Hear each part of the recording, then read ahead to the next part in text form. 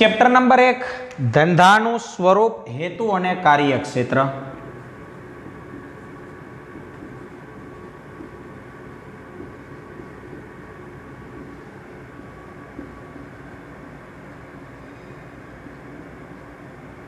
Lecture number 5. વિદ્યાર્થી મિત્રો, ગયા લેક્ચરમાં આપણે જોયું તો ધંધાના હેતુઓ અને ધંધા વિશે અભ્યાસ કર્યો હતો. Vote is the meaning of the ધંધો અથવા બિઝનેસ? તો કે નફાના હેતુથી કરવામાં આવતી કોઈ પણ પ્રકારની કાયદેસરની આર્થિક પ્રવૃત્તિ એટલે ધંધો. આવું આપણે જોયું હતું. ત્યારબાદ આપણે ભણ્યા હતા ધંધાના લક્ષણો અથવા લાક્ષણિકતા. તો કે ભાઈ એની અંદર જોખમનું તત્વ છે, ધંધો તૃષ્ટિગુણનું સર્જન કરે છે, પ્રવૃત્તિનું સાતત્ય હતું. ત્યારબાદ આવે છે ધંધાના હેતુઓ.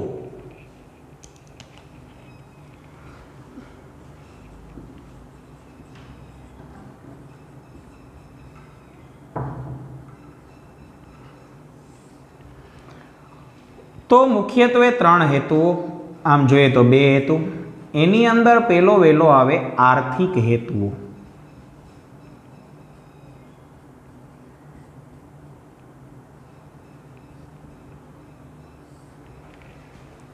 બીજા આવે સામાજિક હેતુઓ. પણ પહેલા આપણે આર્થિક હેતુ જોઈએ. એમાં 3: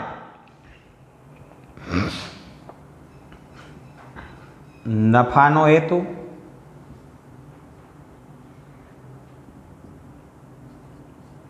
નંબર 2 મહત્તમ સંપત્તિના સર્જનનો હેતુ,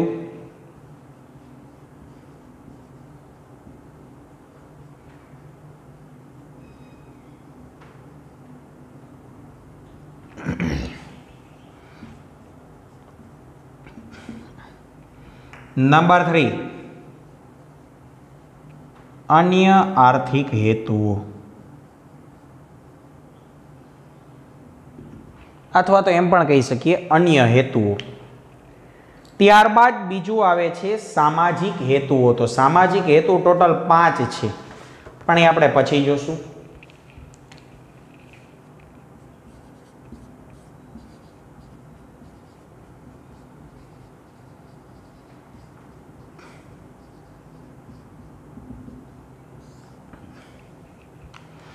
પહેલા આપણે ગયા લેક્ચરમાં ચર્ચા કરી હતી એમ આર્થિક હેતુઓ જોઈ લઈએ. મોઢે તો આ થઈ જ ગયા હતા, આપણે ટેક્સ્ટબુકમાંથી કરવાના છે. એની અંદર પહેલો વહેલો આવે છે નફાનો હેતુ. વિદ્યાર્થી મિત્રો, તમને ને મને ખબર જ છે કે ધંધો છે એ આર્થિક પ્રવૃત્તિ છે, economic activity, not uneconomic activity but economic. આનો પહેલો વહેલો હેતુ નફાનો છે. નફો કમાવા તો તમે ને હું ધંધો કરીએ છીએ. જો નફો જ ન હોય તો ધંધો કઈ બાબતનો ભાઈ? ધંધાની અંદર તમને મને પ્રોફિટ થવો જરૂરી છે. અને માત્ર ને માત્ર ધંધાના અસ્તિત્વ માટે જ નફો છે એ જરૂરી નથી, પણ ધંધાના વિકાસ માટે પણ નફો જરૂરી છે. ઘણા લોકો એમ કહેતા હોય કે ભાઈ ધંધો નફા માટે, નફો ધંધા માટે. વાત સાચી, નફો ન હોય તો અસ્તિત્વ ન રહે. નહીં, એવું જરૂરી નથી. ખોટમાં પણ અસ્તિત્વ તો રહે જ, પણ જો નફો નહીં હોય તો ધંધાનો વિકાસ નહીં થાય. માટે નફો છે એ માત્ર અસ્તિત્વ માટે જ નહીં પણ વિકાસ માટે પણ જરૂરી છે. અને અત્યારના જમાનાની અંદર કેવો નફો છે એ તમારે મારે સ્વીકાર્ય હોવો જોઈએ.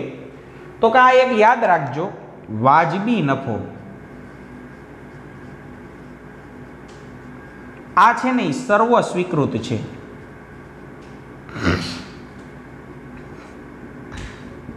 કેવો નફો?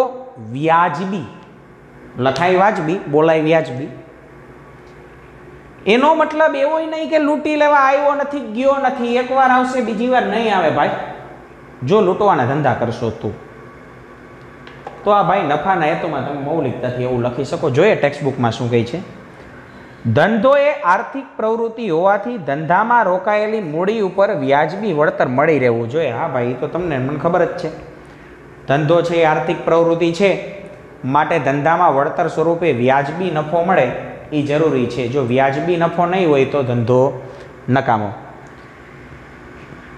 એના પછી કીધું ધંધાના માત્ર અસ્તિત્વ માટે જ નહીં પરંતુ ધંધાના વિકાસ માટે પણ ધંધાએ નફો કમાવવો અનિવાર્ય છે. ખાલી વિકાસ કે ખાલી અસ્તિત્વ એના માટે નહીં, વિકાસ માટે પણ જરૂરી છે, અસ્તિત્વ માટે નહીં એમ. નફો એ ધંધાનું પ્રેરક બળ છે, કાર્યક્ષમતાની પારાશીશી છે. નફા દ્વારા ધંધાની કાર્યક્ષમતા માપી શકાય એમ. જેમ તાવ વડે તમે એને હું તાવને માપવા છે થર્મોમીટર રાખીએ એમ ધંધાને માપવા નફો જોઈ લેવાનો, કાનો પ્રોફિટ કેટલો છે. ઇટ્સ કોલ્ડ પારાશીશી. કાર્યક્ષમતાની પારાશીશી અને જીવન રક્ત છે. આજે મહત્તમ નફાના સ્થાને વ્યાજબી નફાનો ખ્યાલ સ્વીકારવામાં આવે છે. આ ભાઈ તમને પહેલા કીધું કયો નફો? પહેલાના જમાનામાં વેપારી કેવો નફો રાખતા? મહત્તમ નફો. મહત્તમ એટલે મેક્સિમમ. 5ની વસ્તુ 10માં વેચે તો જ મજા આવે. હવે 5ની વસ્તુ 10માં વેચે તો એને મજા આવે કે ના આવે, પણ ધંધાની પથારી ફરી જાય ગેરંટી. કારણ કે પુષ્કળ હરીફાઈ છે, પુષ્કળ ડગલે ને પગલે. મોટી મોટી કંપનીઓ અસ્તિત્વમાં આવી ગઈ. એમાં ખાસ કરીને આપણા મુકા કાકાની કંપની તો બધે છે. કોઈ પણ ક્ષેત્ર લઈ લ્યો, કોમ્યુનિકેશનમાં તો કે મુકા કાકા છે, ટેકનોલોજી ક્ષેત્રમાં મુકા કાકા છે, કરિયાણાના ક્ષેત્રમાં, કોસ્મેટિક ક્ષેત્રમાં, બધે એના જેવી તો હજારો કંપનીઓ છે ભાઈ. તો હવે તમે આ ખ્યાલ નહીં સ્વીકારો ને, મહત્તમ નફાનો ખ્યાલ સ્વીકારશો ને તો માર્કેટમાંથી ફેંકાઈ જાઓ. લોકો પહેલા તો એ જોવે કે સસ્તું ક્યાં મળે અને સારું ક્યાં મળે. ઇટ્સ કોલ્ડ વ્યાજબી. વ્યાજબી એટલે સસ્તું અને સારું, ઓછા પ્રોફિટે. 5ની વસ્તુ 7માં વેચો તો એ વ્યાજબી કહેવાય, હાલો. પણ 5ની 10માં વેચો ને તો એ મહત્તમ નફો કહેવાય. માટે લોકોએ આજે કયો ખ્યાલ સ્વીકારેલો છે? વ્યાજબી નફાનો ખ્યાલ, મહત્તમ નફાનો ખ્યાલ નહીં. અને જે લોકો મહત્તમ નફો કમાતા હોય એની માખીઓ મારતા હોય. એટલે કીધું કે આજે મહત્તમ નફાના સ્થાને વ્યાજબી નફાનો ખ્યાલ સ્વીકારવામાં આવ્યો છે. વ્યાજબી નફા કમાવાને કારણે ધંધાકીય એકમ સમાજમાં સ્વીકૃતિ મેળવવા સાથે હરીફાઈમાં ટકી શકે છે.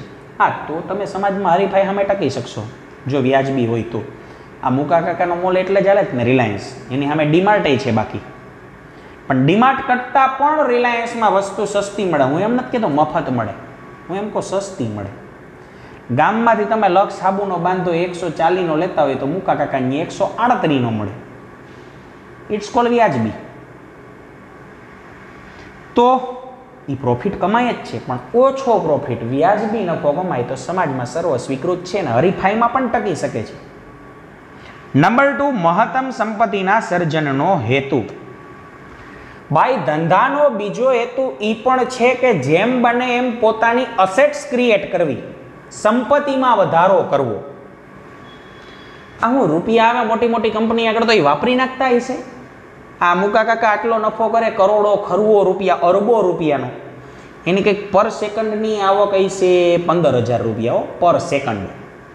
હું વાત કરું એ 2015 હોલની કરું, હવે તો મને ખબર નથી વધી ગઈ હશે પર સેકન્ડની. તો મુકા કાકા શું કરે? એને વાપરી નાખતા હશે નહીં? જરાય નહીં. એ રૂપિયાની પ્રોપર્ટી ખરીદે. જમીન, મકાન, ગાડી, બંગલા, આ બધી પ્રોપર્ટી કહેવાય આપણી વાણિજ્યની ભાષામાં, કોમર્સની ભાષામાં.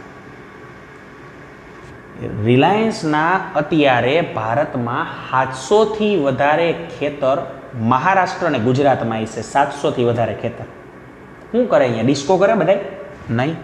તો કે તમે રિલાયન્સના જેટલા મોલ છે અહીંયા શાકભાજી જોવું તો ક્યાંથી આવે? આ બધા ખેતરમાંથી. એને પોતાના ખેતર લઈ લીધા હાચોડા. મોટી મોટી કંપની એ છે, રિલાયન્સની પોતાની પ્રોડક્ટ. રિલાયન્સની ચા આવે, રિલાયન્સની ફિનાઇલ આવે, પોતાની પ્રોડક્ટ. ઓ ભાઈ શું છે? પ્રોપર્ટીનું સર્જન કર્યું એણે જેમ બને.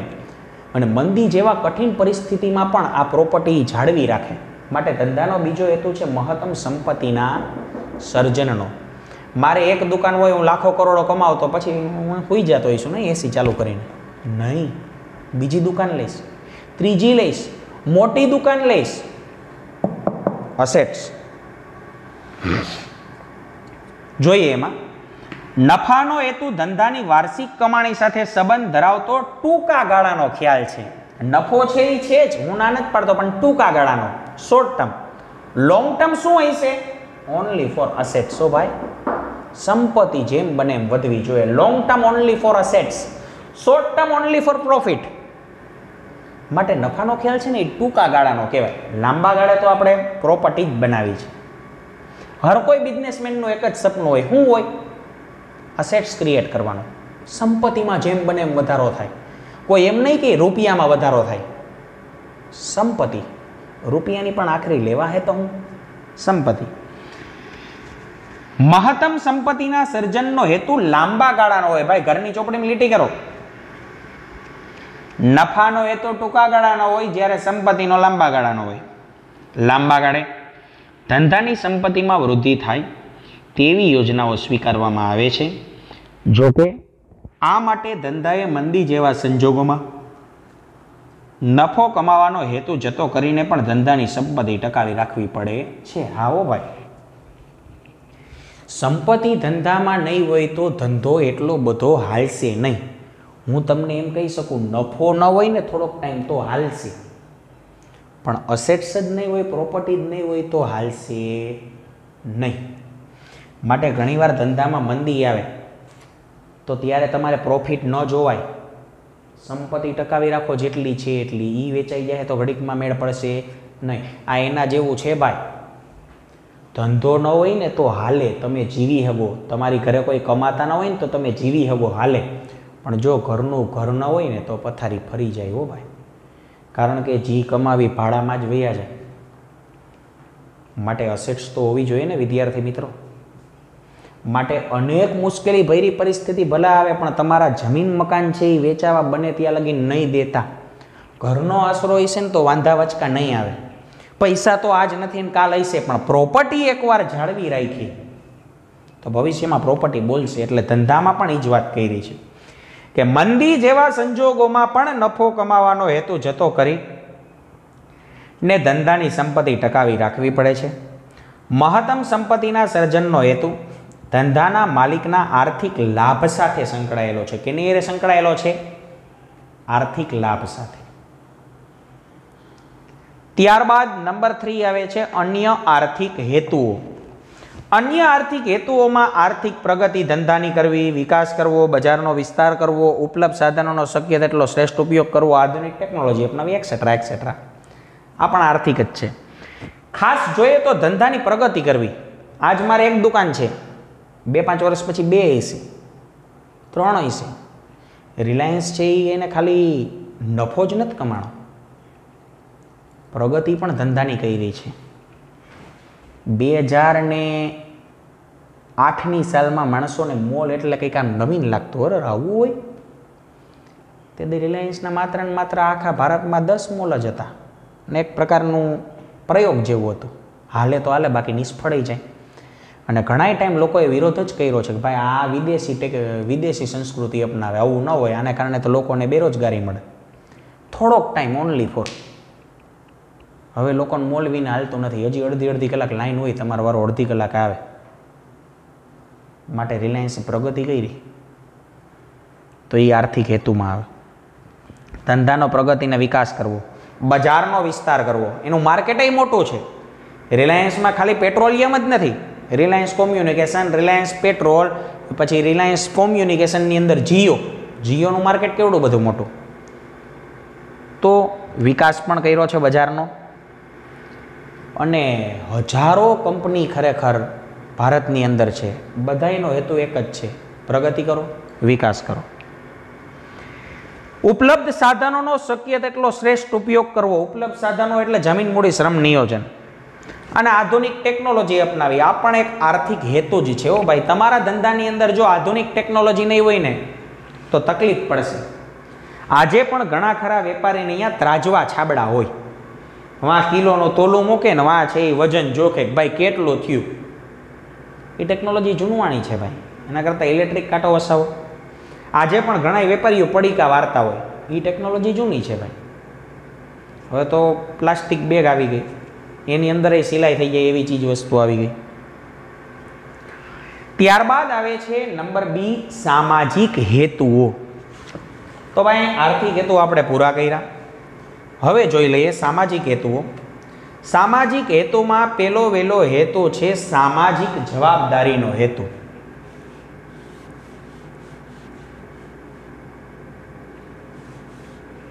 પહેલો વહેલો હેતુ કયો આવ્યો? તો કે સામાજિક જવાબદારીનો.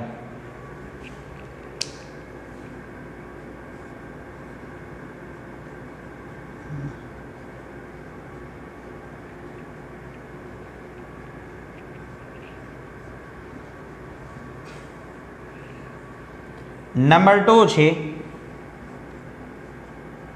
રોજગારીની તકો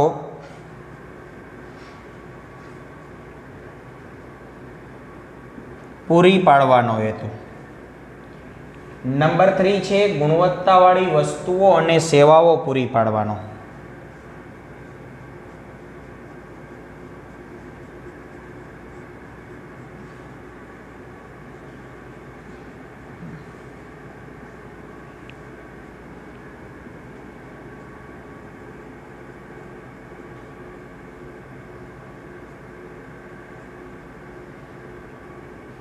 નંબર 4 વ્યાજબી વેપારી રીત રસમ નિભાવવાનો હેતુ. અને નંબર 5 આવે છે અન્ય હેતુઓ.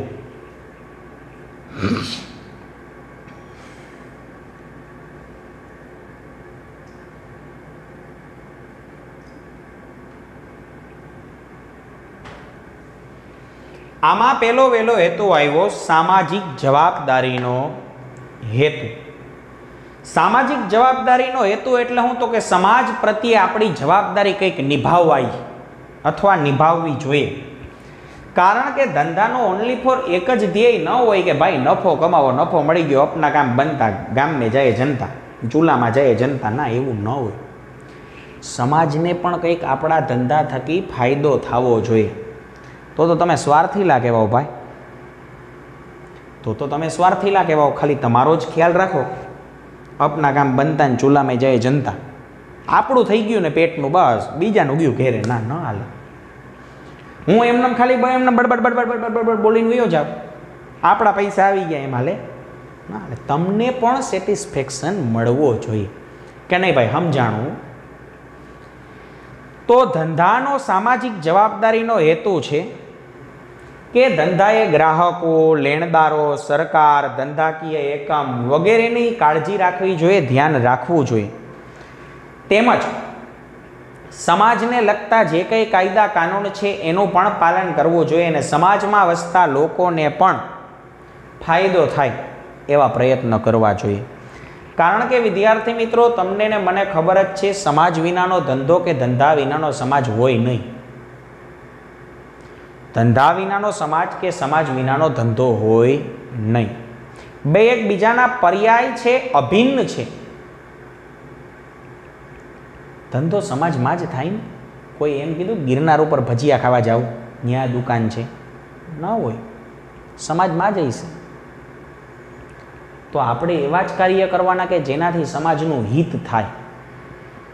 આના માટે કાયદા કાનૂનનું પાલન કરવાનું, પર્યાવરણની જાળવણી કરવાની, કર્મચારી કલ્યાણ ધારો અપનાવવાનો, કારખાનાના ધારાનું પાલન કરવાનું, ગ્રાહક સુરક્ષા ધારાનું પાલન કરવાનું. એ આપણો સામાજિક જવાબદારી છે, આપણી એ નિભાવવી જોઈએ. એમાંથી છટકવાનું નહીં. તમે ગ્રાહક સુરક્ષા ધારાનું પાલન નહીં કરો, ગ્રાહકનું શોષણ કરશો, માર્કેટમાંથી ફેંકાઈ જાઓ. કારખાના ધારાનું પાલન નહીં કરો તો માર્કેટમાંથી ફેંકાઈ જાઓ. ગુમાસ્ત ધારાનું પાલન નહીં કરો તો માર્કેટમાંથી ફેંકાઈ જશો. What is the meaning of the ગુમાસ્ત ધારો? આ ધારાનું નામ તમે નામ નહીં સાંભળ્યું હોય, અને સાંભળ્યું હશે તો બહુ ઓછા વિદ્યાર્થીઓએ સાંભળ્યું હશે. કોને કહેવાય? એક નિયમ છે, કર્મચારી કલ્યાણ ધારો. આ એક નિયમ છે, ધારો છે, કાયદો છે. ગુમાસ્ત ધારો એટલે અઠવાડિયામાં એક દિવસ તમારો ધંધો, કંપની, પેઢી બંધ રાખવાની ફરજિયાત. ફરજિયાત. હા, અમુક કંપની એવી છે કે જે બંધ ન રાખી શકાય, એમાં સરકારે છૂટ આપેલી છે. બાકી બંધ જ રાખવાની. ધારો કે હું વાત કરું દૂધની ડેરી, તો એ કોઈ દિવસ બંધ ન રખાય. હાલો, કારણ કે દૂધ ન મળે લોકોને, જરૂરિયાત છે. દવાખાનું તો કે એ કોઈ દિવસ બંધ ન રાખો તો હાલે, સરકારે છૂટ આપી. બેઝિક નીડ છે, પાયાની જરૂરિયાત. બાકી બધી વસ્તુ અઠવાડિયામાં એક દિવસ ફરજિયાત બંધ, પણ આનું પાલન કોઈ વેપારી કરતા જોવા મળતા નથી.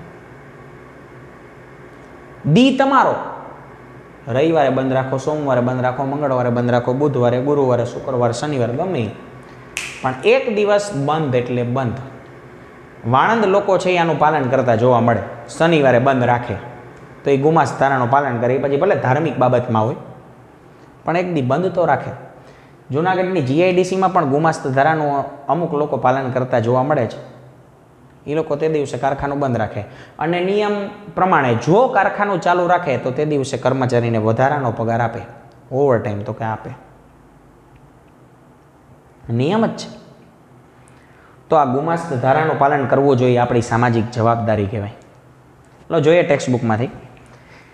સામાજિક જવાબદારીનો હેતુ ગ્રાહકોમાં આવેલી જાગૃતિ, રાજ્યના નિયંત્રણો, ગ્રાહક શિક્ષણ, ગ્રાહક સંગઠનોને કારણે ધંધાએ સમાજના જુદા જુદા જૂથો અને હિતો પ્રત્યે સજાગ રહેવાની જરૂરિયાત ઊભી થઈ છે. હા ભાઈ, હવે તો ધંધાએ સજાગ રહેવું જ પડશે. જો સજાગ નહીં રહી, જાગૃત નહીં રહી તો ધંધાની પથારી શુદ્ધ ગુજરાતીમાં કહું તો ફરી જશે. પહેલાંના ગ્રાહકમાં ને અત્યારના ગ્રાહકમાં ઘણો ચેન્જીસ આવી ગયો. પહેલાં ગ્રાહક જાગૃત નહોતા, છેતરાય તો ખબર નથી શું કરવું. હવે તો જાગૃત છે ભાઈ. પહેલાં આપણે કોઈ પણ વસ્તુ લઈને એનો તરત ઉપયોગ કરી નાખતા, અત્યારે પહેલાં તારીખ જોઈએ, કેદીની વસ્તુ છે.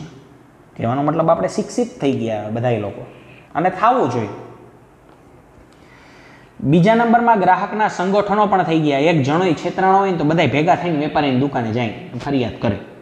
પહેલાં આવું નહોતું. માટે ધંધાએ સજાગ રહેવાની જરૂરિયાત ઊભી થઈ છે. સમાજના જુદા જુદા જૂથો કે વિભિન્ન વર્ગ જેવા કે માલિકો છે, કર્મચારીઓ છે, ગ્રાહક છે, લેણદાર છે, સરકાર છે વગેરે છે એ ધંધાકીય એકમ સાથે સંકળાયેલા હોય છે અને દરેક જૂથના ધંધા સાથેના હિત પણ જુદા જુદા હોય છે. ભાઈ, માલિકો, કર્મચારીઓ, ગ્રાહકો, લેણદારો, સરકાર, આ બધાય છે એ ધંધા એ સંકળાયેલા છે ને એ તો છે જ. અને એ દરેકના હિત પણ હશે ને જુદા જુદા હશે. આ દરેકના હિતનું તમારે મારે ધ્યાન રાખવાનું. લેણદારને ટાઈમે દેવાના માગતા હોય, સરકારના નિયમનું તો કે પાલન કરવાનું, માલિકે એમ થવું જોઈએ. નહીં કરો તો ધંધાને અસર પડશે 110%. સરકારના નીતિ નિયમ ન માનો તો શું થાય? વચમાં સરકારે કાયદો નાખ્યો તો જબલા બંધ એટલે બંધ. જે દુકાનવાળા જબલા દે એને 1000 રૂપિયા દંડ, 5000 લગીને દંડ કરેલા છે. માટે કાયદાનું પાલન કરવું પડે. વીકમાં એક દિવસ બંધ તો જૂનાગઢની દાણાપીઠમાં છે એ રવિવારે ગમે ત્યારે પોલીસ અચાનક ગમે ત્યાંથી આવી જાય. જેની જેની દુકાન ખોલી એના 2,000 મેમાં ફાડે. પાલન કરવાનું ભાઈ. આ જુદા જુદા જૂથના હિતોનો ખ્યાલ રાખી ધંધાકીય એકમે રાખવાનો હોય છે. તેમજ પર્યાવરણની જાળવણી કરવાની, કર્મચારી કલ્યાણ ધારો, કારખાનાનો ધારો, ગ્રાહક સુરક્ષા ધારો વગેરેનું ધંધાએ પાલન પણ કરવું પડે છે. ત્યારબાદ છે રોજગારીની તકો પૂરી પાડવી. તો ભાઈ, ધંધાનો આ બીજો હેતુ પણ સામાજિક છે કે જેનાથી સમાજને ફાયદો થાય. એ બીજો હેતુ છે રોજગારીની તકો પૂરી પાડવી. અત્યારની મોટામાં મોટી જો સમસ્યા હોય ભારતમાં તો 3 છે. એક તો વસ્તી વધારો, બીજું ગરીબી અને ત્રીજું બેરોજગારી. આ ત્રણેય એકબીજા સાથે જોડાયેલા છે. એમાં આપણે એકની જ ચર્ચા કરીએ, બેરોજગારી. તો મોટામાં મોટી સમસ્યા બેરોજગારી છે. તો ધંધાનું એક હિત કહી શકાય તો એ હિત, અથવા હેતુ કહી શકાય તો હેતુ, અથવા ધ્યેય કહી શકાય તો ધ્યેય. પહેલો એ છે કે રોજગારીની તકો પૂરી પાડવી. આપણે ધંધાનું સ્થાન એવી જગ્યાએ પસંદ કરવાનું કે જે વિસ્તાર પછાત હોય. એવા પછાત વિસ્તારની અંદર ધંધો ચાલુ કરવાનો કે આપણો ધંધોય હાલે ને લોકોને રોજગારી પણ મળે. ભારતની અંદર ઘણા બધા એવા ક્ષેત્રો છે કે જે અત્યંત ગરીબ છે. તો અહીંયા સરકારે ધંધો ચાલુ કર્યો, ઓટોમેટિકલી ગરીબાઈ વહી ગઈ. ઓટોમેટિકલી. તો રોજગારીની તકો પૂરી પાડવી એ કે નો હેતુ છે. બેરોજગારીનું પ્રમાણ દિન પ્રતિદિન વધતું જાય છે. રોજગારીની નવી તકો ઊભી થાય છે. તે હેતુથી કેટલાક ધંધાકીય એકમોની સ્થાપના કરવામાં આવે છે. દાખલા તરીકે ખાદી ગ્રામ ઉદ્યોગ પંચ, રોજગારીની તકો વધે તેવા ઉદ્યોગોની પસંદગી કરવામાં આવે છે. અને બેરોજગારોને રોજગારીની તક મળે તે હેતુથી પછાત વિસ્તારોમાં ધંધાકીય એકમોના સ્થાનની પસંદગી કરવામાં આવે છે. હા ભાઈ, ખાદીગ્રામ પંચ છે એવા જ કાર્ય કરે કે જેથી કરીને લોકોને રોજગારી મળે. ખાદીગ્રામ ઉદ્યોગ છે, ત્યાં ગૃહ ઉદ્યોગની વસ્તુઓ તમને મને મળે બેસ્ટમાં બેસ્ટ, સસ્તા ભાવે અને ક્વોલિટીવાળી. તો કેવી રીતે મળી? તો કે ખાદીગ્રામ ઉદ્યોગવાળા એવા પછાત વિસ્તાર ગોતે, એવા પછાત માણસોને ગોતે કે જે નવરા બેઠા હોય. એને કંઈક ભાઈ તમે ઘરે પાપડ બનાવો, પાપડ બનાવીને અમે આપો, અમે તમને આટલા રૂપિયા કિલોના આપશું. તો ઓલા જે ગરીબ માણસો હતા એના પાપડ એ બની ગયા ને એને રૂપિયા મળ્યા ને ખાદીગ્રામ વાળાને દીધા ને ખાદીગ્રામે ગ્રાહકને સસ્તા દીધા, ઓલાનો ધંધો ચાલુ. પછી ભારત સરકારે પછાત વિસ્તાર ઘણા બધા એવા ગોતીને ધંધા ચાલુ કર્યા છે. જેમ કે કચ્છ ભુજની અંદર છે, ભૂતકાળમાં ભૂકંપ આવ્યો હતો તો આખું કચ્છ ભુજ છે એ હાવ જોઉં તો હાવ પછાત વિસ્તાર બની ગયો હતો. તો અહીંયા ઘણી બધી કંપનીઓ સરકારે સ્થાપી. લોખંડ પોલાદનો ઉદ્યોગ ભિલાઈ છે, ભારતનું એક શહેર છે, અથવા ગામડું કયો તો ગામડું, તાલુકો કયો તો તાલુકો, આ હાવ પછાત હતું. અહીંયા લોખંડનું કારખાનું છે. તો વિકાસ થયો ટૂંકમાં. એના પછી જોઈએ ગુણવત્તાવાળી વસ્તુઓ અને સેવાઓ પૂરી પાડવાનો હેતુ. સમાજના લોકોને તેમની જરૂરિયાત સંતોષી શકે અને સરળ રીતે ઉપલબ્ધ થાય તે રીતે ગુણવત્તા યોગ્ય વસ્તુઓ પૂરી પાડવાનો હેતુ હોય છે. હા ભાઈ, તો જરૂરી જ છે. ખાલી ધંધાએ નફો કમાઈને બેહવાનું નથી, પણ પ્રોડક્ટ એવી આપો કે ક્વોલિટીવાળી હોય, તો બીજી વાર તમારે અહીંયા વસ્તુ લેવા આવે ને, આપણો એક હેતુ કહેવાય. રસોઈમાં ઉપયોગી મસાલા, ઠંડા પીણા અને ખાદ્ય પદાર્થોનું ઉત્પાદન કરતા એકમોએ ઉચ્ચ ગુણવત્તાના ધોરણોનું પાલન કરવું જોઈએ. સામાજિક હેતુ ધરાવતા ધંધાકીય એકમો વ્યાજબી ભાવે વસ્તુઓ અને સેવા પૂરી પાડવા પ્રતિબંધ હોય. દાખલા તરીકે વસ્તુના વેચાણ પછી ગ્રાહકના ઘર સુધી વસ્તુ પહોંચતી કરે, વસ્તુની ગોઠવણી કરવી વગેરે. ખાસ કરીને ક્વોલિટીવાળી વસ્તુઓ આપવાની, મરી, મસાલા, ઠંડા પીણા, તો જ લોકો મારી વસ્તુ ખરીદે ભાઈ, અથવા ધંધાની વસ્તુ ખરીદે. હું હળેલ દળેલ વસ્તુ આપું તો મારો ધંધો નહીં હાલે. ખાલી ગુણવત્તાવાળી વસ્તુની જ વાત નથી કરી, પણ સારી સેવા પણ પ્રોવાઈડ કરવાની. તમે લોકો ઇલેક્ટ્રિકની પ્રોડક્ટ લેવા જાઓ, ફ્રીજ છે, ઘરઘંટી છે, અથવા એસી છે, તો તમે ઉપાડીને લઈ આવતા હશો, મને એમ છે નહીં?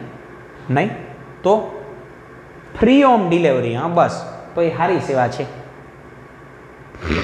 ફ્રીજ લીધું તું મેં, ઘરે ફિટે કરી ગયા, પ્લગમાં પિન નાખીને શીખવાડી ગયા, ડેમો દઈ ગયા, ફ્રીજ કેટલા દીએ કેમ બંધ કરવાનું, હું એક્સેટ્રા એક્સેટ્રા, કેટલું રાખવાનું, હું નહીં હું.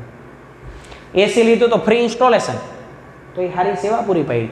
ફ્રી ઇન્સ્ટોલેશન તો ઠીક, પણ વરમ 2 વાર સર્વિસ આવે, તો સારી સેવા પૂરી પાડી. તો આ પણ એક ધંધાનો સામાજિક હેતુ છે. તો ભાઈ આજે આપણે આટલું રાખીએ છીએ, બાકીનું નેક્સ્ટ લેક્ચરમાં સમજશું.